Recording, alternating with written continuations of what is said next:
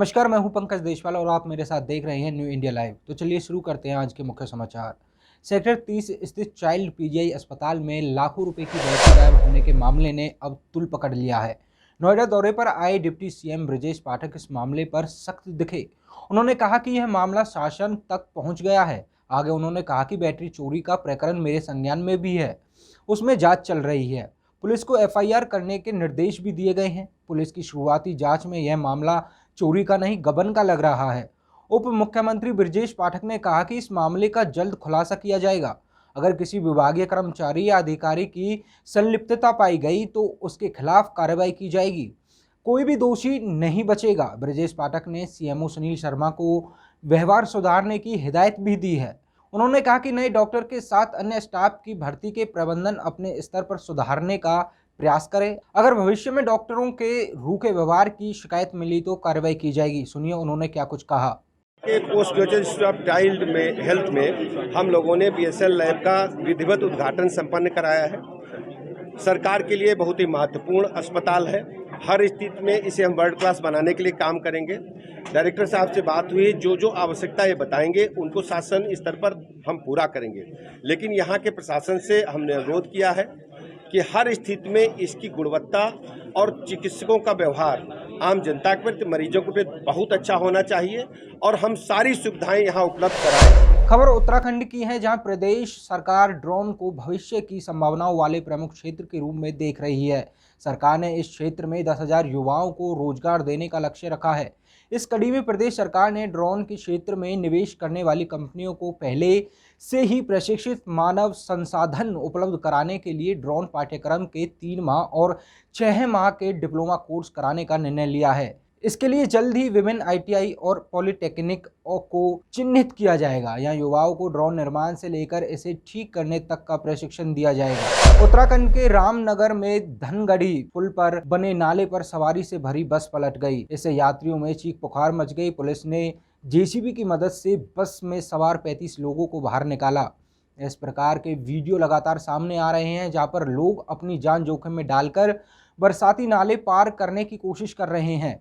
बता दें कि धनगढ़ी क्षेत्र इस बरसाती नाले में पहले भी कई बड़े हादसे हो चुके हैं। अचानक बस के पलटने से बड़ा हादसा हो सकता था, लेकिन गनीमत रही कि मौके पर जेसीबी मशीन मौजूद थी, जिसकी मदद से इन तमाम यात्रियों को फौरन ही बस से बाहर निकाल लिया गया। सभी यात्री सुरक्षित बताए जा रहे हैं। खबर उत्तराखंड के जोशीमठ से है, जहां बीती रात्रि को जोशीमठ ब्लॉक ग्राम सभा थेंग के नौला तोक में बादल फटने के कारण इस तोक के साथ ही गवाड़ तोक में भी भारी नुकसान हुआ है। पूरी रात हुई मूसलाधार बारिश के कारण सड़क मार्ग कई स्थानों पर क्षतिग्रस्त हो गया है और पेयजल लाइन भी मलबे की भेंट चढ़ गई है।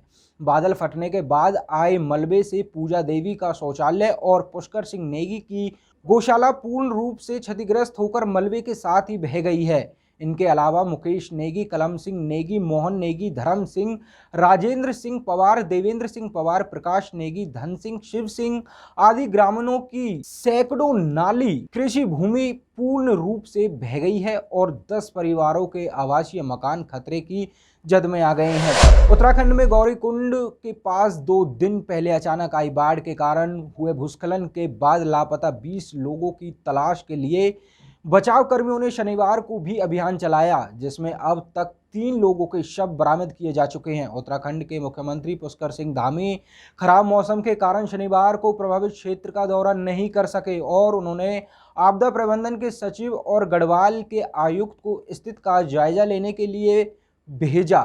बता दें कि गुरुवार और शुक्रवार की दरमियान रात को केदारनाथ के रास्ते में गौरीकुंड के पास डांट पुलिया के निकट अचानक आई बाढ़ के बाद हुए भूस्खलन में 3 दुकानें बह गई थी। जिस स्थान पर दुकानें थी उससे करीब 50 मीटर नीचे मंदाकिनी नदी बहती है। जिला आपदा प्रबंधन अधिकारी नंदन सिंह रजवार के अनुसार 3 नेपाली नागरिकों के शव शुक्रवार को बरामद कर लिए गए, जबकि शेष 20 लोगों की तलाश जारी है। हरियाणा के हिंसाग्रस्त नूंह में हफ्ते भर बाद 4 घंटे के लिए कर्फ्यू में ढील दी जाएगी। सांप्रदायिक हिंसा छिड़ने के बाद 1 अगस्त को नूंह में कर्फ्यू लागू किया गया था। जिला मजिस्ट्रेट ने अपने ऑर्डर में बताया कि सुबह 9 बजे से दोपहर 1 बजे तक कर्फ्यू में ढील रहेगी। इसके अलावा सुबह 10 से दोपहर 3 बजे तक एटीएम खुले रहेंगे और 11 से 2 बजे तक बैंक से कैश ट्रांजैक्शन का काम होगा।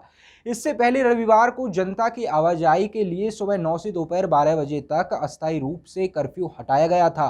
कर्फ्यू हटने के तुरंत बाद लोग नूह सब्जी मंडी में सब्जी खरीदने पहुंचे थे। हालांकि नूह में 8 अगस्त तक मोबाइल इंटरनेट सेवाएं बंद रहेंगी। हरियाणा के गृह सचिव की ओर से पारित आदेश में कहा गया है कि जिले में हालात गंभीर और तनावपूर्ण बने हुए हैं। सोमवार दिल्ली से लगभग 75 किलोमीटर दूर हरियाणा के नूह में भीड़ ने विश्व हिंदू परिषद के एक धार्मिक जुलूस पर पथराव किया और कारों को आग लगा दी।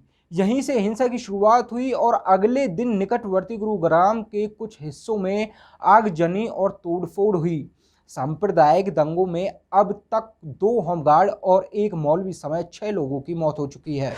अफगानिस्तान में रविवार को भूकंप के तेज झटके महसूस किए गए। जानकारी के मुताबिक शाम लगभग 7 बजे अफगानिस्तान के फैजाबाद के 19 किलोमीटर SSE में रिक्टर स्केल पर 5.2 तीव्रता का भूकंप दर्ज किया गया। राष्ट्रीय भूकंप विज्ञान केंद्र ने बताया कि इसका केंद्र जमीन से 85 किलोमीटर गहराई में था।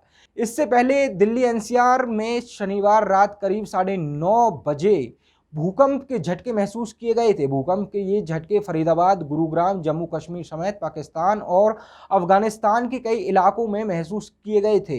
भूकंप का केंद्र अफगानिस्तान का हिंदू कुश पर्वत था, जहां रिक्टर स्केल पर इसकी तीव्रता 5.8 मापी गई थी।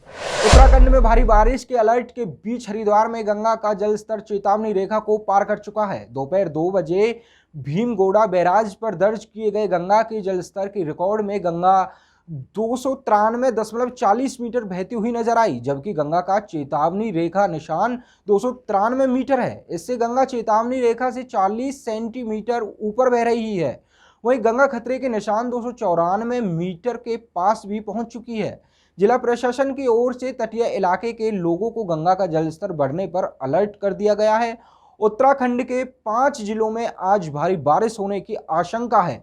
मौसम विभाग ने देहरादून, पौंडी, नैनीताल, उधम सिंह नगर और चंपावत जिले में भारी बारिश का अलर्ट जारी किया है, जबकि हरिद्वार, टिहरी, बागेश्वर, अल्मोड़ा और पिथौरागढ़ जिले के कई इलाकों में बारिश का येलो अलर्ट जारी किया गया है। मौसम विज्ञान केंद्र के निदेशक विक्रम सिंह ने बताया, अगले कुछ दिनों भारी बारिश होने की संभावना है। इसके चलते संवेदनशील इलाकों में भूस्खलन और चट्टान गिरने से मार्ग अवरुद्ध हो सकते हैं। उन्होंने अनावश्यक यात्रा न करने की भी सलाह दी है। इस बुलेटिन में फिलहाल इतना ही और देश दुनिया की खबर देखने के लिए हमारे साथ देखते रहिए न्यू इंडिया लाइव।